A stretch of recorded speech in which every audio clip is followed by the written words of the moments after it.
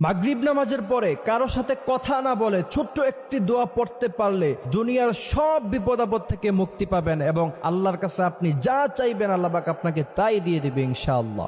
তারপরে কারো সাথে কথা না বলে সে নামাজের স্পটে বসে থেকে একটি দোয়া যদি 7 বার পড়তে পারেন, আল্লাহ রাসূল সাল্লাল্লাহু আলাইহি ওয়াসাল্লাম বলছেন দুনিয়ার সমস্ত বিপদ আপদ থেকে আল্লাহ পাক তোমাকে হেফাজত করবে। সুবহানাল্লাহ বিহামদি সুবহানাল্লাহিল আযীম। এরপরে আপনি আল্লাহ পাকের কাছে যা চাইবেন আল্লাহ পাক আপনাকে তাই দিয়ে দিবে ইনশাআল্লাহ। মাগরিবের নামাজের পরে কারো সাথে কোনো কথাবার্তা না বলে আপনি পড়বেন আল্লাহুম্মা আজিরনা মিনান নার। এভাবে হাতের আঙ্গুলের মধ্যে হাত রেখে আপনারা এই দোয়াটা 7 বার পড়বেন। এই দোয়াটা যদি পড়তে পারেন তাহলে আল্লাহ পাক দুনিয়া আখিরাতের মুসিবত থেকে যদি আপনাকে হেফাজত করবেই। এবং এরপরে আপনি আল্লাহ পাকের কাছে চাইবেন, চাওয়ার আগে অবশ্যই দুরূদ শরীফ পড়ে নেবেন 10 বার সাল্লাল্লাহু আলাইহি ওয়াসাল্লাম। এরপরে আল্লাহ পাকের কাছে আপনি চাইবেন যে আল্লাহ আমার গাড়ি দরকার, বাড়ি দরকার, সুন্দরী বউ দরকার। আল্লাহ